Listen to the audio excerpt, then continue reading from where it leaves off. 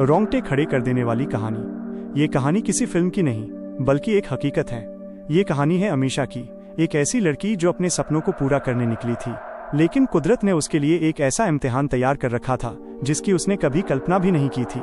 ये कहानी है थार रेगिस्तान की जलती रेत पर 91 दिनों तक चले संघर्ष की, दर्द की, हिम्मत की और आखिर में जीत की। तो कुर्सी की पेटी बांध लीजिए, क्योंकि ये कहानी सुनने के बाद आप जिंदगी को एक नए नजरिए से देखने पर मजबूर हो जाएंगे। तारीख थी 15 मई 2018। 28 साल की अमीशा, दिल्ली के एक जानी मानी ट्रैवल ब्लॉगर और फोटोग्राफर, अपनी जीप से राजस्थान के थार रेगिस्तान के लिए निकली थी। उसका सपना था कि वो रेगिस्तान के उन अनछुए हिस्सों की तस्वीरें ले जिन्हें दुनिया ने कभी नहीं देखा। वो बहुत खुश थी, उसकी आंखों में सपने थे और दिल में जोश। जैसलमेर से लगभग 150 किलोमीटर दूर एक सुनसान रास्ते पर आगे बढ़ते हुए अचानक उसकी जीप एक झटके के साथ बंद हो गई। उसने कई बार कोशिश की, लेकिन गाड़ी स्टार्ट नहीं हुई। चारों तरफ मीलों तक सिर्फ रेत के टीले थे, मोबाइल में नेटवर्क नहीं था। शुरू में तो अमीशा को लगा कि शायद कोई गाड़ी आ जाएगी, लेकिन घंटों बीत गए और दूर दूर तक कोई इंसान नहीं दिखा। सूरज अब आग उगलने लगा था और उसके पास पानी की सिर्फ 2 बोतलें बची थी। उसने फैसला किया कि वो गाड़ी में इंतजार करने के बजाय पैदल चलकर मदद ढूंढेगी। ये उसकी पहली और सबसे बड़ी गलती थी। उसे अंदाजा नहीं था कि वो रेगिस्तान के दिल में उतर रही थी, जहां से वापस लौटना लगभग नामुमकिन था। पहले दिन की पैदल यात्रा ने ही अमीशा की हालत खराब कर दी। रेगिस्तान की गर्मी वैसी नहीं होती जैसी हम शहरों में महसूस करते हैं। वहाँ ऐसा लगता है जैसे आसमान से आग बरस रही हो और जमीन किसी जलते हुए तवे की तरह हो। उसका गला सूख कर कांटा हो गया था। पानी की एक बोतल खत्म हो चुकी थी और दूसरी भी आधी रह गई थी। रात हुई तो ठंड ने उसे कंपाना शुरू कर दिया। दिन में आग और रात में बर्फ। यह है रेगिस्तान की हकीकत। दूसरे दिन की सुबह तक उसके होंठ फट चुके थे और आंखों के सामने अंधेरा छाने लगा था। उसे पहली बार एहसास हुआ कि वो कितनी बड़ी मुसीबत में फंस चुकी है। मौत का डर पहली बार उसके दिल में बैठा। वो रेत पर गिर पड़ी। उसे लगा कि बस अब सब खत्म। उसके दिमाग में अपने परिवार का चेहरा घूमने लगा। वो रोना चाहती थी, लेकिन उसके शरीर में आंसू बनाने के लिए भी पानी नहीं बचा था। ये मौत से उसकी पहली मुलाकात थी, जो उसे घूर घूर कर देख रही थी। जब इंसान को लगता है कि सब खत्म हो गया, तभी कुदरत उसे एक छोटा सा इशारा देती है। अमीशा लगभग बेहोश थी, तभी उसे दूर कुछ चट्टानें दिखाई दी। उसने अपनी बची खुची हिम्मत जुटाई और घिसटते घिसटते उस चट्टान की छांव तक पहुंची। वो छांव उस वक्त उसके लिए किसी जन्नत से कम नहीं थी। अगले दिन सुबह जब उसकी आंख खुली तो उसने देखा कि रात की नमी की वजह से कुछ जंगली झाड़ियों के पत्तों पर ओस की बूंदें जमा थी।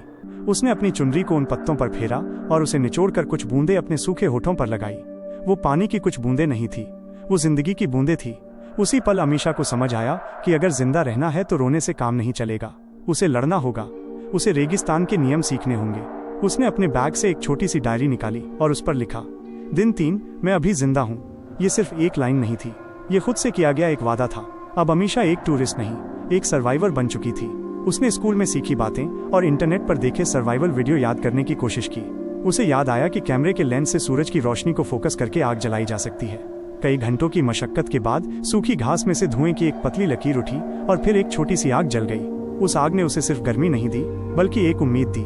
उसने सीखा कि सुबह और शाम को चलना चाहिए और दिन की तेज धूप में किसी छांव में रहना चाहिए। खाने के लिए कुछ नहीं था, तो उसने वो किया जो शायद हम सोच भी नहीं सकते। उसने कीड़े, टिड्डे और जो कुछ भी उसे लगा कि खाया जा सकता है, उसे भुनकर खाना शुरू किया। हर कौर एक जहर के घूंट जैसा लगता था, लेकिन पेट की आग बुझाने के लिए ये जरूरी था। उसका खूबसूरत चेहरा धूप में झुलस गया था। शरीर पर जगह जगह घाव बन गए थे और वजन तेजी से घट रहा था। वो अब वो अमीशा नहीं थी जो दिल्ली से आई थी। रेगिस्तान में भूख और प्यास से भी बड़ा दुश्मन होता है अकेलापन। दिन बीतते जा रहे थे, हफ्ते बीतते जा रहे थे। अमीशा ने किसी इंसान की आवाज नहीं सुनी थी। चारों तरफ सिर्फ एक भयानक खामोशी थी जो कानों में शोर करती थी। वो अक्सर खुद से बातें करने लगी थी, कभी अपनी माँ से तो कभी अपने पापा से। वो हवा में ही उनसे लड़ती, उनसे शिकायत करती और फिर रो पड़ती। कई बार उसे वहम होता कि कोई उसे आवाज दे रहा है, लेकिन वहाँ कोई नहीं होता था। ये अकेलापन इंसान को अंदर से खोखला कर देता है। एक दिन उसने अपनी डायरी में लिखा, आज 30वां दिन है। मुझे नहीं पता कि मैं पागल हो रही हूँ या जिंदा रहने की कोशिश कर रही हूँ। यहाँ की खामोशी कभी कभी गोलियों से भी ज्यादा शोर करती है। क्या कोई मुझे ढूंढ रहा होगा या सबने मान लिया होगा कि मैं मर चुकी हूँ? ये सवाल उसे हर पल खाए जा रहा था। उसका शरीर तो लड़ ही रहा था, पर अब उसका दिमाग भी हार मानने लगा था।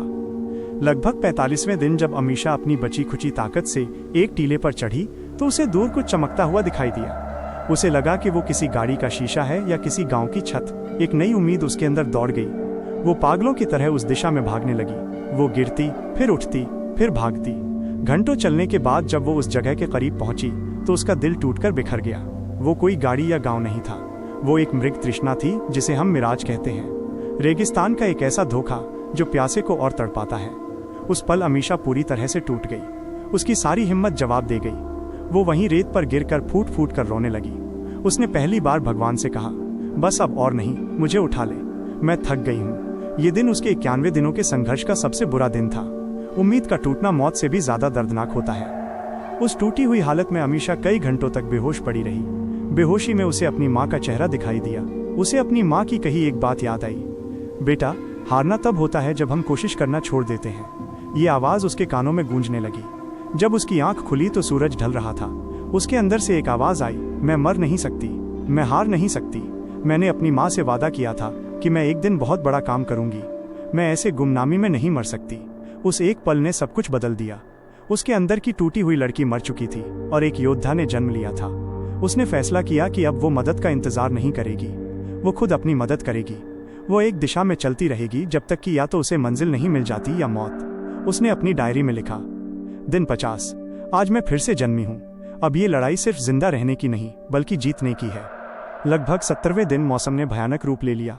एक भयानक रेतीला तूफान आया। आसमान पीला हो गया और हवा इतनी तेज थी कि अमीशा को एक चट्टान से चिपकना पड़ा ताकि वो उड़ न जाए। घंटों तक वो तूफान चलता रहा। उसे लगा कि आज उसका आखिरी दिन है। रेत उसके मुंह, नाक, कान हर जगह भर गई थी। लेकिन जब तूफान थमा तो एक चमत्कार हुआ। तूफान ने रेत की ऊपरी परत को उड़ा दिया था और एक जगह चट्टानों के बीच एक छोटा सा गड्ढा बन गया था जिसमें थोड़ा सा पानी जमा था।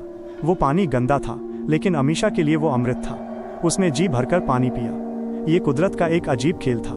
जिस रेगिस्तान ने उसे मौत के मुंह में धकेला था, उसी ने एक तूफान के जरिए उसे जीने का एक और मौका दिया था। उस पानी ने उसे अगले कुछ हफ्तों तक जिंदा रखा। वो समझ गई थी कि कुदरत जितनी क्रूर हो सकती है उतनी ही दयालु भी। 90 दिन बीत चुके थे। अमीशा अब एक चलता फिरता कंकाल बन चुकी थी। उसके कपड़े फटकर चिथड़े हो गए थे और शरीर पर मांस लगभग खत्म हो चुका था। वो बस अपनी इच्छा शक्ति के दम पर जिंदा थी। एक सुबह जब वो आगे बढ़ रही थी तो उसकी नजर जमीन पर पड़ी। उसने जो देखा उसे अपनी आंखों पर यकीन नहीं हुआ। रेत पर ऊंट के पैरों के ताजा निशान थे। ये कोई वहम नहीं था, ये हकीकत थी।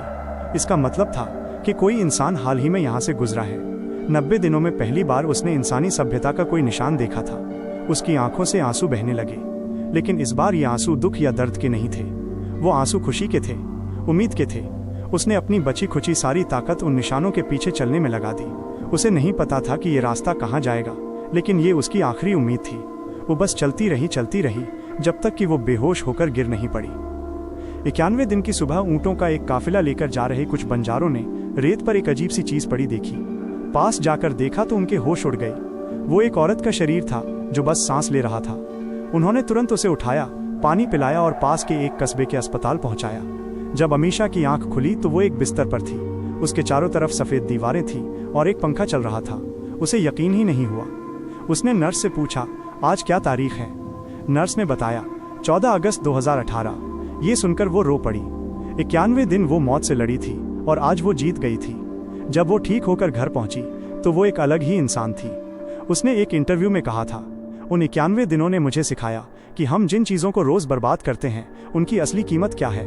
एक गिलास साफ पानी, एक रोटी का टुकड़ा, अपने परिवार की आवाज़, ये दुनिया की सबसे कीमती चीज़ें हैं।